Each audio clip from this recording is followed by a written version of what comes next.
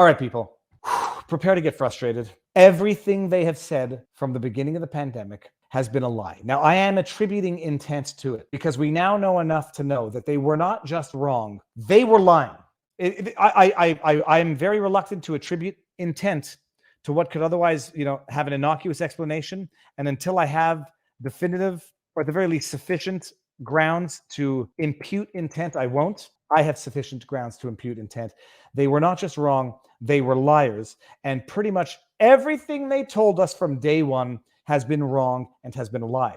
The irony is that someone who sent this to me, I don't know if they thought they were educating me or if this was like sort of waving the white flag. Okay, Viva, you were right. You've been right. You haven't been right all along because I wasn't right as early as other people were right. To them, I say you got right by luck. You made a guess and you were right. You didn't have sufficient information. I got right. I'm joking. 10 myths told by COVID experts, now debunked. 10 myths. Okay. In the past few weeks, reports published by highly respected researchers have exposed a truth about public health officials during COVID. They're effing liars. This is from February 2023. So February to March, April to May to June. 4 months ago. In the past few weeks, a series of analyses published by highly respected researchers have exposed the truth about public health officials during COVID. Much of the time, they were wrong. They were not wrong. They were liars. And now, why do I say that they were liars when someone can say, well, being wrong doesn't make you a liar? Positively affirming something as fact when you know it's wrong makes you a liar. Positively affirming something as a fact when you have no reason to believe that it's true, or when you have insufficient reasons to know that it's true, makes you a liar as well.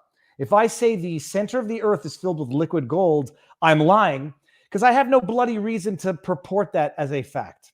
If I say the middle of the earth is filled with Swiss cheese, I'm lying because I know that that's physically impossible because the core of the earth, as far as I believe, as far as I remember, is hotter than the surface of the sun, so cheese would not last long there. I think maybe, what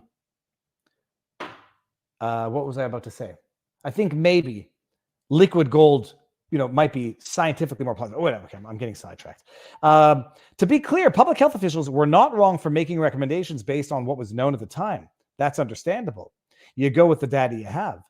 And if you say, in the absence of data, this is what we absolutely have to do, because that's what the science says, that makes you a liar. But let's just go through this list because it's just fantastic.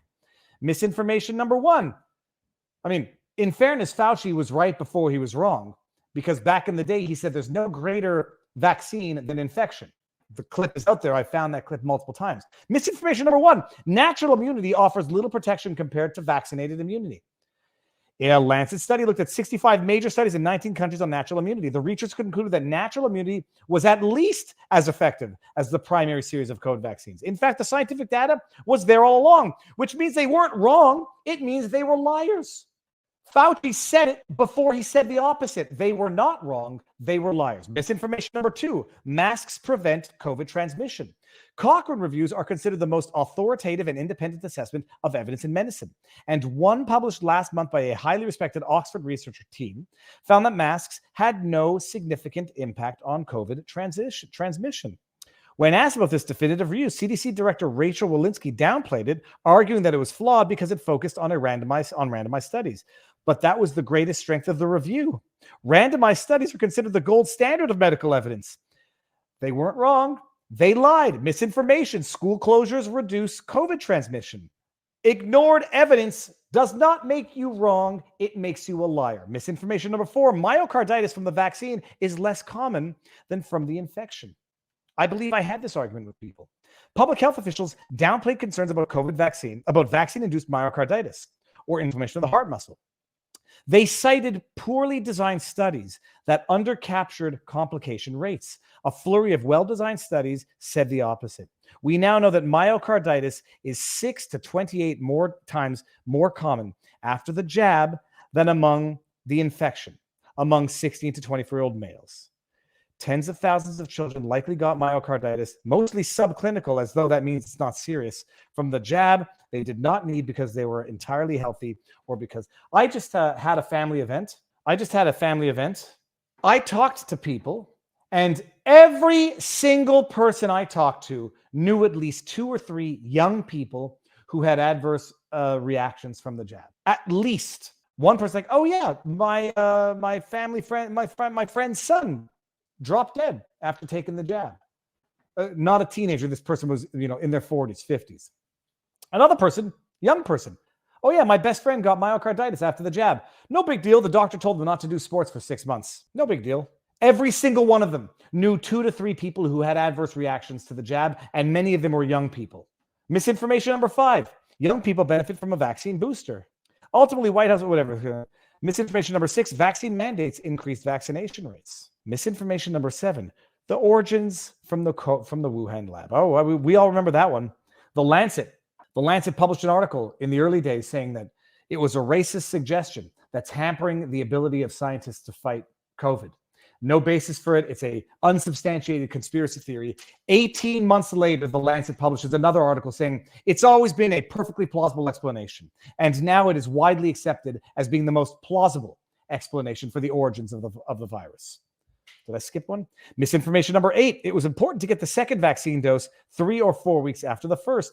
Data was clear in spring 2021, just months after the vaccine rollout, that spacing the vaccine out by 3 months reduces complication rates and increases immunity. They were not wrong, people. They lied. You know why the CDC said not to aspirate the needle, to get blood in it, to make sure that you weren't sticking it into a vein? Because they didn't want people to become vaccine hesitant by having the jab take longer than it should take if you just stick it in and plunge it down, which meant that people were getting the jab injected directly into veins sometimes, which meant that all of that stuff that was supposed to remain localized was being circulated throughout the body, including into the heart. They didn't get it wrong. They lied. Misinformation number 9. Data on the bivalent vaccine is crystal clear because of those 8 mice that they tested it on.